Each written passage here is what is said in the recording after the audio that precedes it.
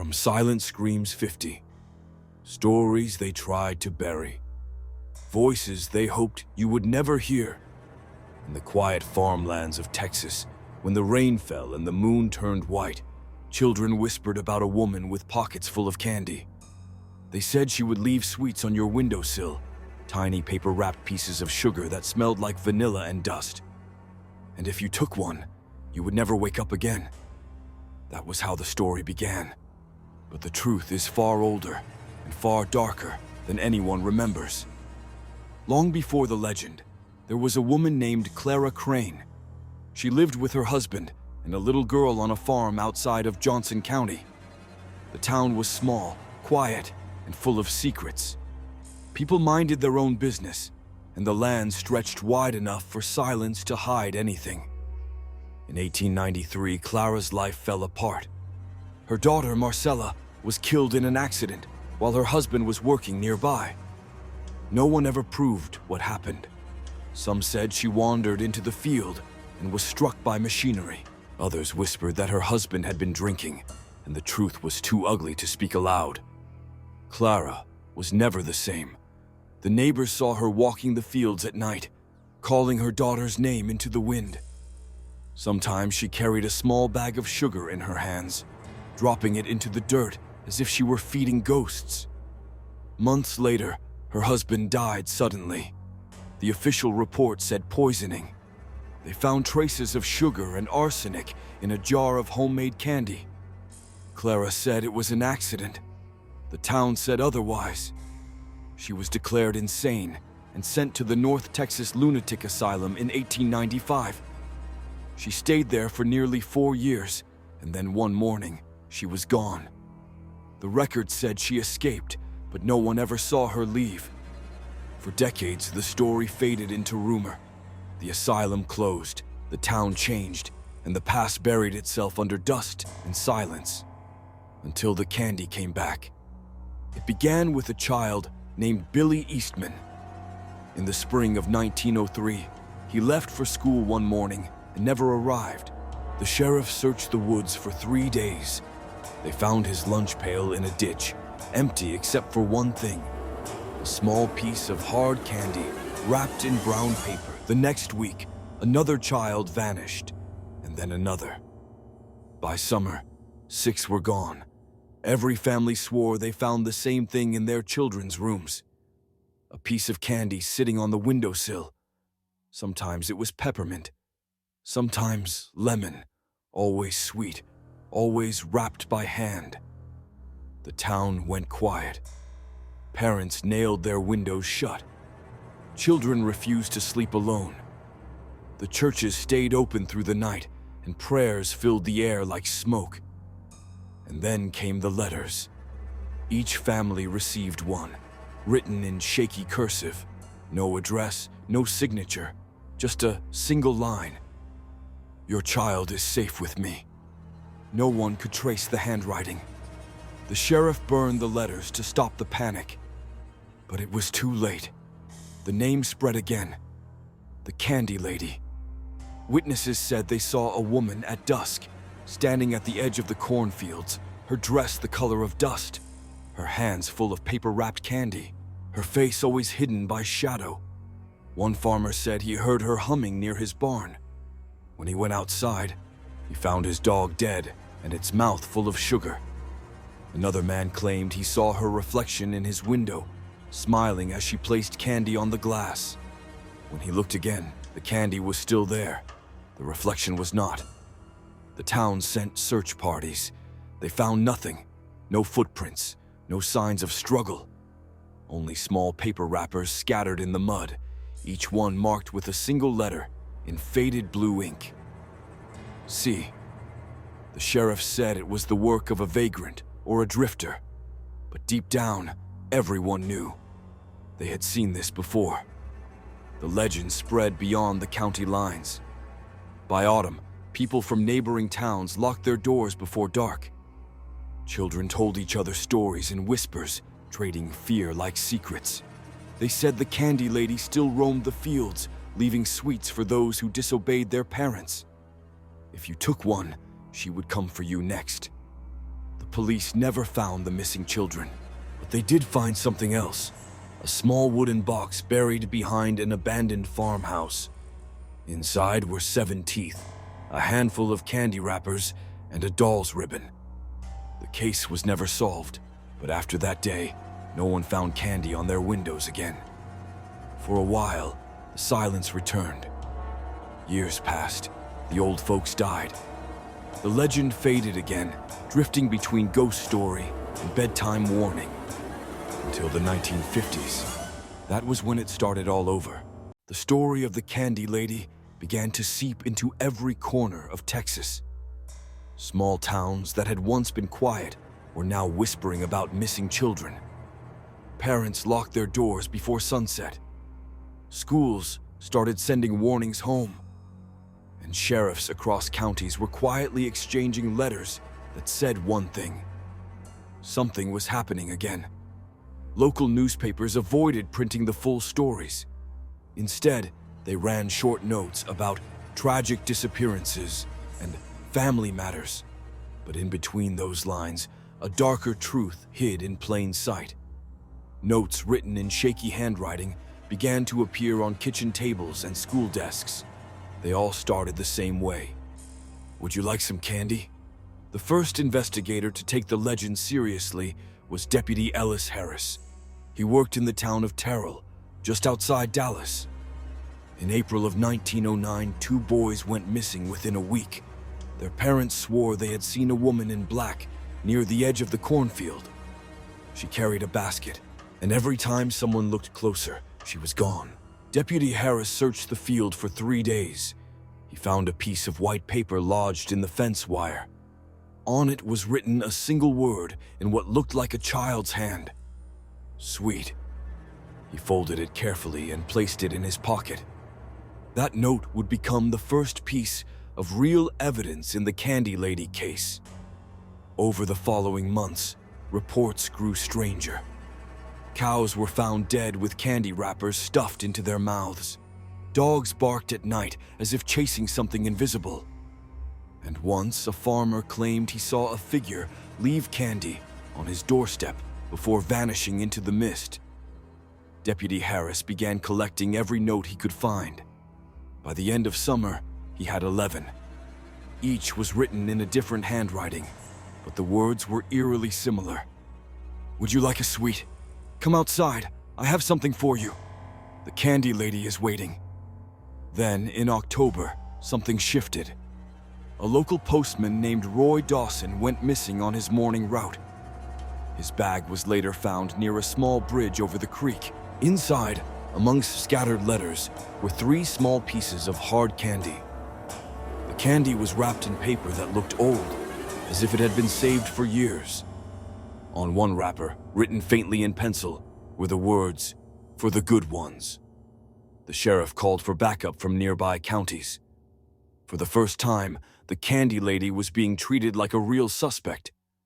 But the more they searched, the more the trail went cold. No footprints, no carriage tracks, no witnesses willing to speak. And then came the child who survived. Her name was Lila. She was 8 years old and lived near an orchard. Her parents found her early one morning sitting on the porch, barefoot, holding a handful of candy. Her eyes were open, but she didn't speak for 2 days. When she finally did, her first words were barely a whisper. She said she'd bring more tomorrow. Doctors couldn't find anything wrong with her body, but something had changed in her mind.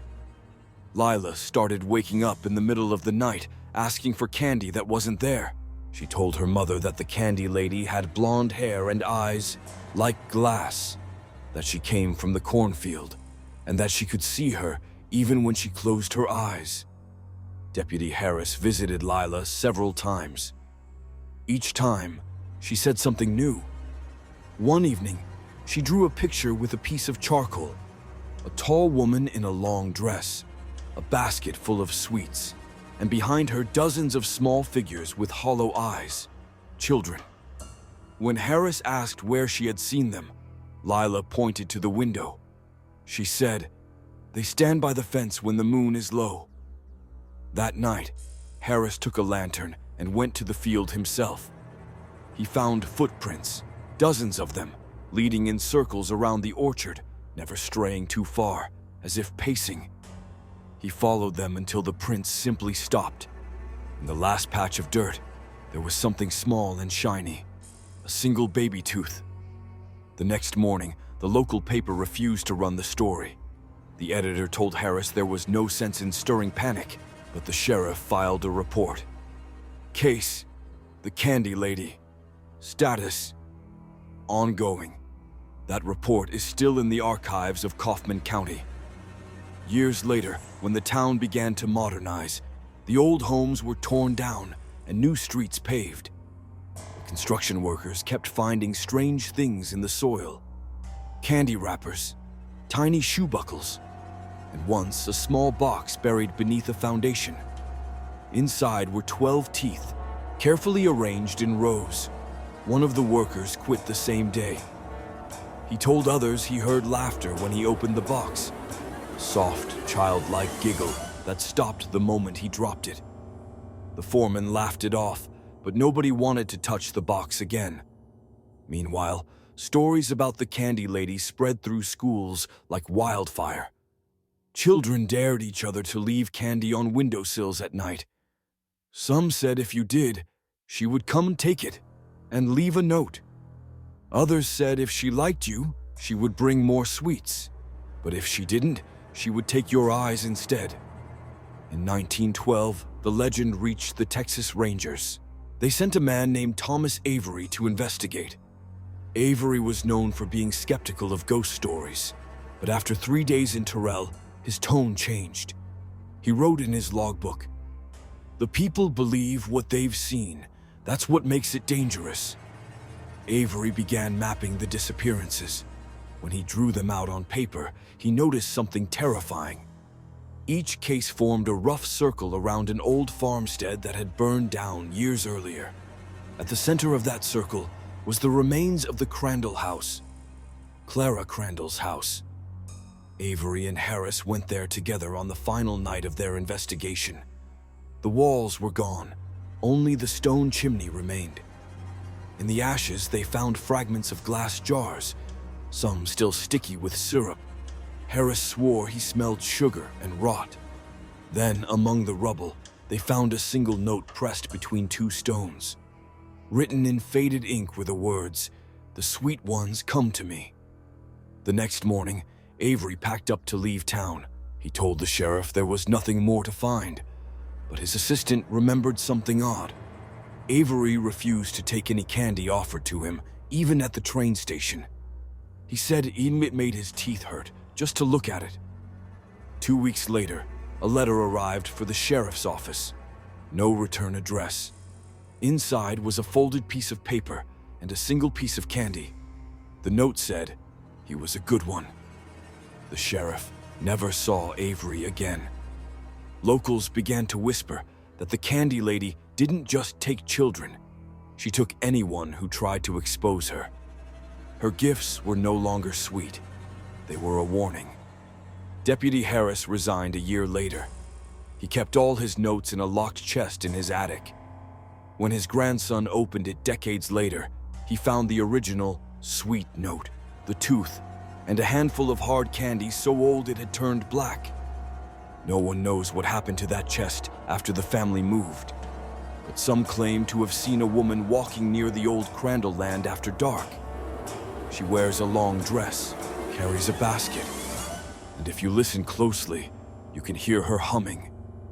A lullaby made of sugar and silence. And in the faint glow of the moonlight, the wrappers around her candy still rustle, just enough to sound like children whispering. After Thomas Avery disappeared, Terrell was never the same. The people tried to move on. They told themselves it was just another story from the old days. But no one could explain the candy that kept showing up on windowsills. Even after the Crandall property was abandoned, sweets wrapped in faded paper kept appearing across town. And every time it happened, a dog would vanish or a child would fall ill. By 1914, families stopped letting their children walk to school alone. Neighbors started forming watch groups, patrolling the dirt roads with lanterns and rifles. Every flicker of light in the cornfields made hearts jump. Every whisper sounded like footsteps. Fear had become the air they breathed. One night in late October, a woman named Edna Pike was closing her small store near the town square. She heard a knock on the back door. It was soft, polite, almost gentle. When she opened it, there was no one there. Only a small paper bag tied with a string. Inside, she found 3 pieces of caramel candy, wrapped in white paper, and a note that read, "Sweet dreams." Edna screamed so loudly that the blacksmith across the street came running. He found her trembling, the bag still in her hands. But when he looked inside, the candy was gone. The note, too. He later told police he didn't believe in ghosts, but he wouldn't let his children sleep alone that night. The next morning, more stories began to surface. A farmhand claimed he saw a woman standing by the fence line just before sunrise. She was humming softly, a lullaby that didn't seem to end. He tried to call out, but his voice caught in his throat. He swore she smiled at him before vanishing into the fog. Within days, the legend had returned stronger than ever. The children called her Miss Candy, the adults called her a curse, and the sheriff called for silence. He told the newspapers to stop printing anything about disappearances. He said it only made things worse. But silence didn't help. It only made the whispers louder. By winter, the entire region was consumed by paranoia. Families began moving away, selling land for a fraction of its worth. Those who stayed locked up their windows with wooden boards and nailed crosses to their doors. Preachers gave sermons about sin and temptation, and every time a storm rolled in, people swore they could hear a woman singing through the wind. In 1916, another wave of disappearances began. This time, it wasn't just children. Adults started vanishing too. A schoolteacher, a store clerk, a ranch hand, all gone without a trace. The sheriff organized a search party. Dozens of men rode out toward the old Crandall property. They never found a body, but they did find something that made them all go pale. A line of small footprints circling a well that had been sealed years ago. And scattered all around it were bits of hard candy, half melted by the rain. The men filled the well with dirt that same night. They said it was to keep the children safe. But everyone in town knew it was fear. Fear of what might crawl back out. Decades passed. The world changed. The old farms became highways. The orchards became suburbs. And the story of the candy lady faded into something people only whispered about at sleepovers or around campfires. But every few years, something strange would happen. A report would surface. A police file would quietly be sealed, and someone new would swear they'd seen her. In 1952, a young boy named Alan Carter disappeared from his bedroom in Fort Worth. His window was open. His bedsheets were clean. On his pillow was a single piece of peppermint candy, wrapped in wax paper. The words, "Good boy," were written in faint pencil across the surface. The case went nowhere. Police treated it as an abduction, but the evidence didn't fit. No forced entry, no fingerprints, no ransom, only candy. Alan's parents moved away within a month. Neighbors said they never spoke of it again. But one man, a retired deputy named Mark Harris, took interest in the case. He was the grandson of Deputy Ellis Harris, the first man who ever investigated the candy lady. He recognized the handwriting on the wrapper. It was the same shaky scrawl from his grandfather's old files.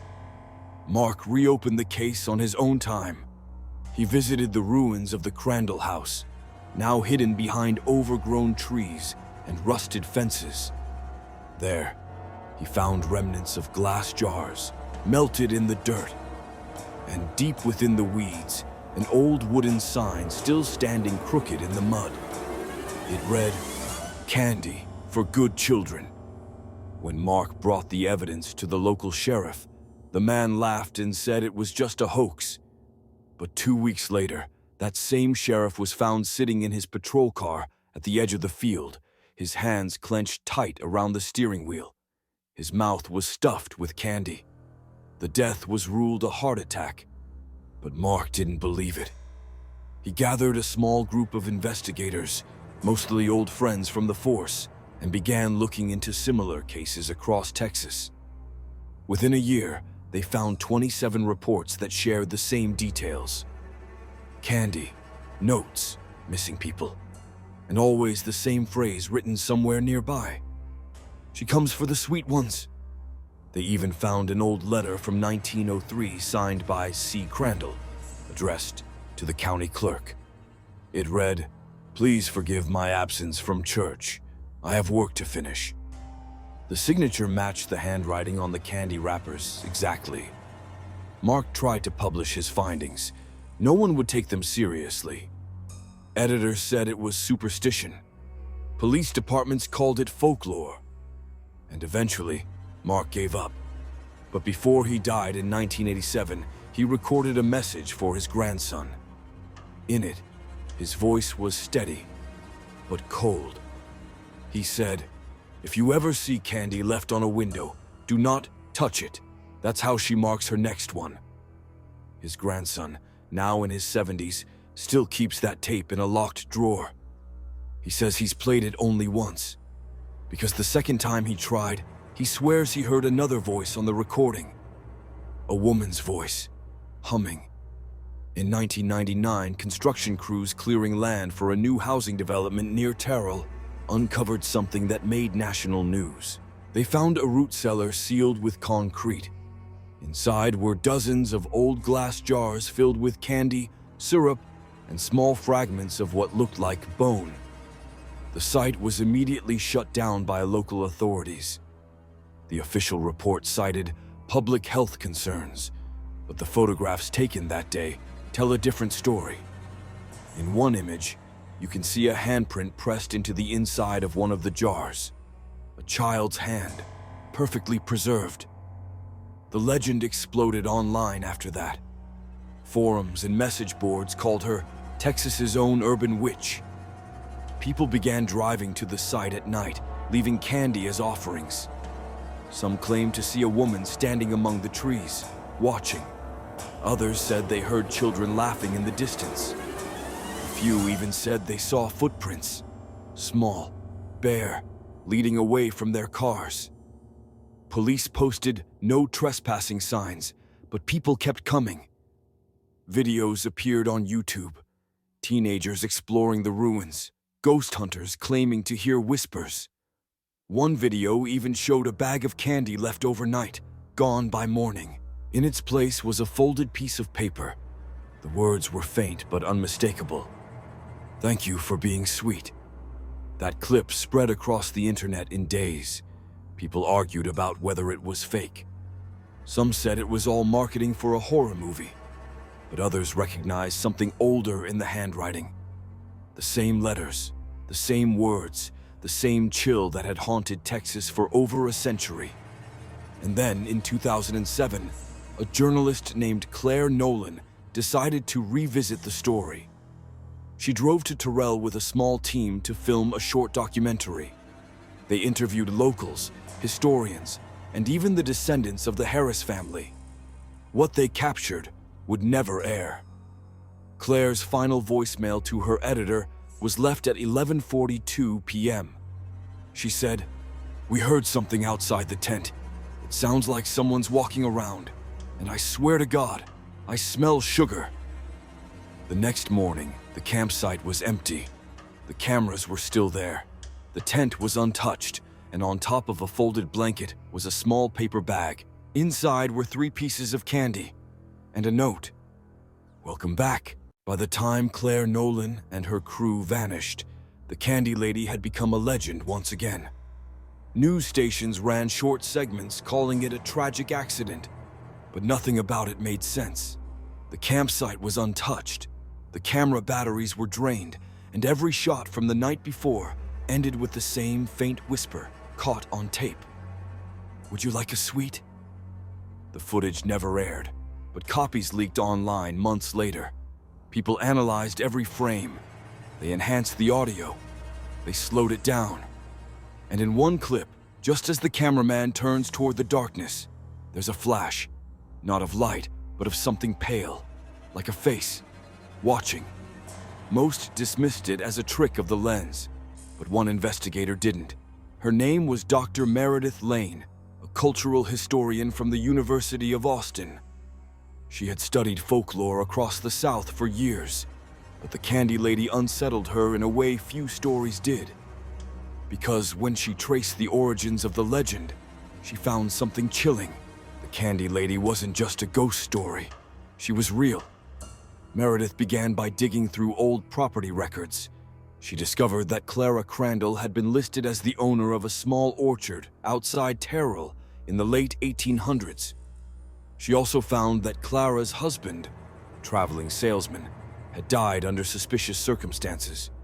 His body was never found, and within months of his disappearance, local children began vanishing. According to church archives, Clara had been accused of witchcraft in 1895. Villagers claim she lured children with gifts, promising sweets for good behavior.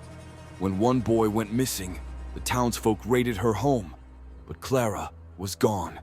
Only her candy jars remained. The court never charged her. There was no body, no crime scene. She simply vanished. But records show that in the months following her disappearance, 2 of the men who led the mob were found dead. One drowned in his own well, the other choked on sugar crystals. Meredith began to see a pattern. Every decade or so, after a tragedy in Terrell, Candy would start appearing again, always near the anniversary of Clara's disappearance, always near children. She compiled everything into a private report. Names, dates, maps, letters. And then, one night, she received an email from an unknown address. The subject line read, "You found me." Attached was a photograph. It showed a glass jar filled with candy, sitting on a dirt floor. Inside the jar, pressed against the glass, was something small and pale, a human fingertip. Meredith went to the police the next morning. They dismissed it as a prank, but the next day she received a package in the mail. No return address. Inside was a single piece of candy, wrapped in wax paper, and a note. "Do you still like sweets?" From that moment, she began documenting everything. Her lights flickered at night. She would wake to find candy on her doorstep. Sometimes, she swore she could hear humming coming from inside her walls. Her research began to change direction. She no longer believed the Candy Lady was a human spirit. The handwriting, the timing, the way candy appeared and disappeared. It all pointed to something older, something ancient. Meredith found references in European folklore about beings who fed on innocence, not blood, not flesh, but purity. In Scandinavian tales, they were called the Sot Moder, or Sweet Mother. In early American witchcraft records, a similar figure appeared, a woman who offered sugar to the pure of heart, then took their essence. It was said she could appear anywhere sweetness existed. Honey, fruit, candy. When settlers arrived in Texas, they brought those stories with them. And one of those settlers was a woman named Clara Crane. Meredith traced her family back to a small village in England where multiple disappearances were recorded between 1840 and 1889. The victims were always children.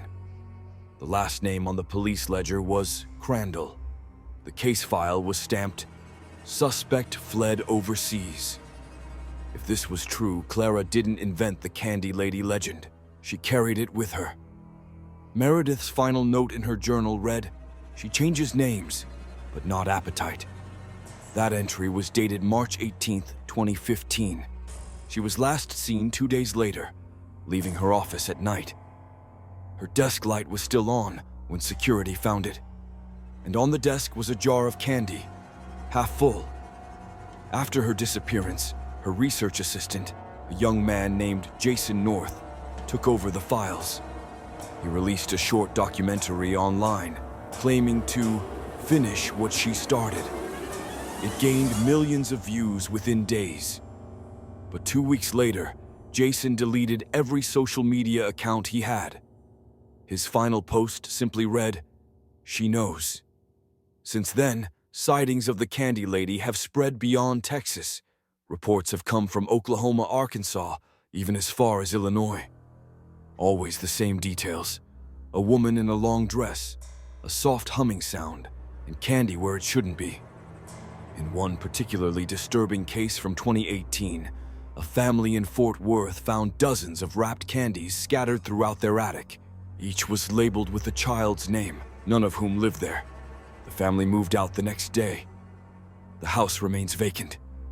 Investigators who entered the home reported a strange smell, sweet but rotten. They described hearing faint laughter echoing from the vents. And in one room, they found a message written on the wall in faded ink. "The sweet ones never leave." The handwriting matched the notes from the early 1900s exactly. Local police sealed the property. But paranormal researchers broke in months later to film it. Their footage is still online. At the 23-minute mark, one of the investigators turns his flashlight toward the corner of the room. For just a second, a shadow moves. Tall, human-shaped, and swaying slightly, like someone carrying a basket. Then the camera cuts out.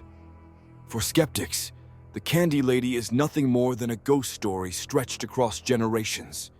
But for those who have seen her, she is something else entirely. Something alive. One man, a former deputy who grew up in Terrell, claims he saw her once. He said it was a cold night in 1978. He was driving down a back road when he saw a woman standing beside the fence, holding something in her hands. When he slowed down, she turned toward him. Her eyes caught the headlights. They weren't human. They were like glass marbles reflecting light. She smiled, lifted her hand, and let something fall to the ground. He didn't stop.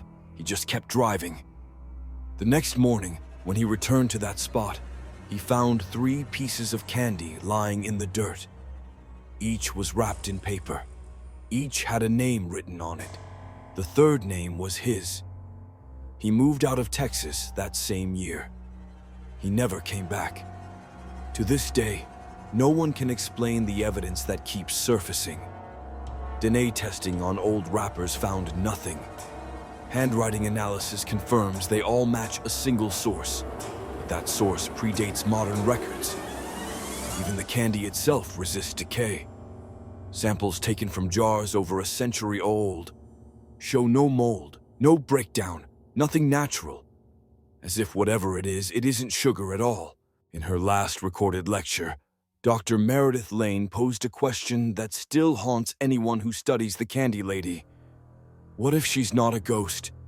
She asked. What if she's something that learned how to hide behind kindness? And maybe that's the real horror of the Candy Lady. Not the candy itself, not the missing children, but the idea that evil doesn't always come with claws or fire. Sometimes it comes with a smile and something sweet. Because every story about her ends the same way, with a gift left behind, a small piece of candy, wrapped neatly, waiting. And if you ever wake to find one on your windowsill, don't touch it, don't smell it, don't even look at it for too long. Because the Candy Lady has a rule. She only comes for the ones who can't resist. And when she finally does, no one ever sees them again. Time moved on. Texas grew brighter, louder, more alive. Cities rose from the fields where Clara Crane once walked. But even now, beneath the hum of modern life, something ancient lingers, something sweet. The legend of the Candy Lady never truly died. It only adapted. In 21, a Reddit thread titled "Candy Lady Revival" began trending overnight. A user from Fort Worth posted photos of strange candies left on his car hood. Each piece was wrapped in paper that looked handmade, tied with twine. On the paper was a small heart drawn in graphite. Within hours, dozens of people from other towns began commenting. They had found similar candies too. At first, it seemed harmless, maybe a prank. But the next morning, that original post was gone, the user's account deleted, and someone new replied under a different name. She liked him. Soon after, local news stations started covering the story. Anchorwomen smiled nervously as they showed the pictures on air. The police called it urban hysteria. But then, 3 of the people who reported candies on their cars went missing. No signs of struggle, just open doors, lights still on, and candy left behind. Online investigators tried to piece the events together. They mapped the locations, compared handwriting, even tested the wrappers. All of them led to one conclusion. It was the same handwriting from the early 1900s, same pressure, same loops, same letters. One forensic expert said it best. It's as if the hand that wrote these notes never aged. TikTok and YouTube filled with videos of people trying to summon the candy lady. They would leave sweets on their windowsills, whisper her name 3 times, and record overnight. Most captured nothing. Some recorded faint tapping, and a few, the unlucky few, filmed something far worse. In one video, a man laughs nervously as he places 3 candies on his porch. He walks inside, sets up a camera facing the window, and goes to bed. At 3:12 a.m., the footage shows movement outside. A shape drifts across the frame, tall, thin, wearing something like a long dress. The candies are gone by morning. And on the glass, faint but visible, are the words, "Thank you." The video was taken down within a day. The man who posted it stopped replying to messages. Neighbors later told reporters his car was still in the driveway, but no one answered the door. Law enforcement never confirmed his disappearance, but every so often, someone claims to see a light flicker in that house, as if someone's still walking past the window. In 2023, a podcaster named Riley Horn launched a series called Ghost Files, The Sweet Woman. He interviewed locals from all across Texas, descendants of those who once feared her. Many said they didn't believe in ghosts, but none of them would eat candy from a stranger. Not anymore. One woman, now in her 90s, told him something that silenced the room. She said, "When I was a girl, my brother found candy on the porch. He said it smelled like sugar and roses. He ate one. That night, he said a lady came to his window. He said she asked if he wanted more. Her eyes filled with tears. She whispered, he didn't wake up the next morning." Riley's final episode aired 2 weeks later. In it, he plays an audio clip recorded while driving through Terrell at night. For a moment, there's only static. Then a soft voice says, "Would you like a sweet?" Riley laughs, thinking it's interference, but the voice answers, "I know your name." The audio cuts off. His podcast never released another episode. And yet, the story keeps growing. Every year, new threads appear.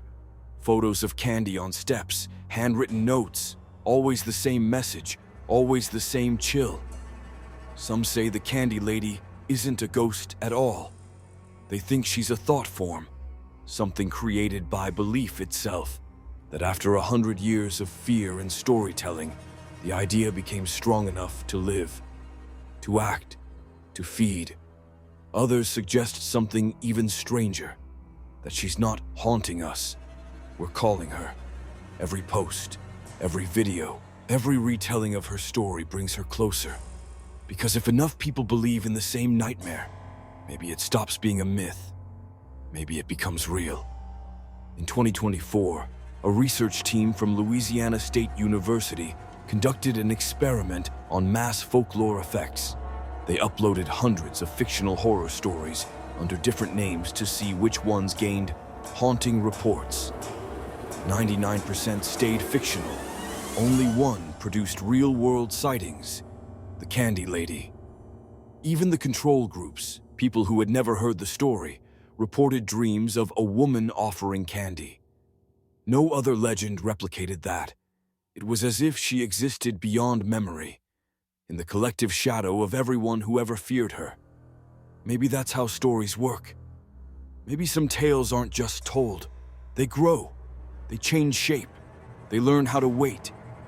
And the Candy Lady has waited longer than anyone. Today in Terrell, the old Crandall land is gone. There's a shopping center where the orchard once stood. Children play where the house burned, and the air smells faintly of sugar from a nearby bakery. No one talks about the legend anymore, at least not out loud.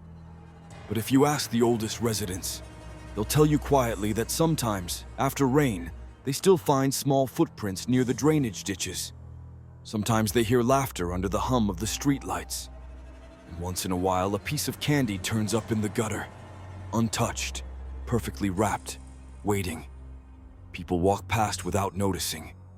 But those who stop and stare too long say something strange happens. The world goes quiet. The smell of sugar turns sharp.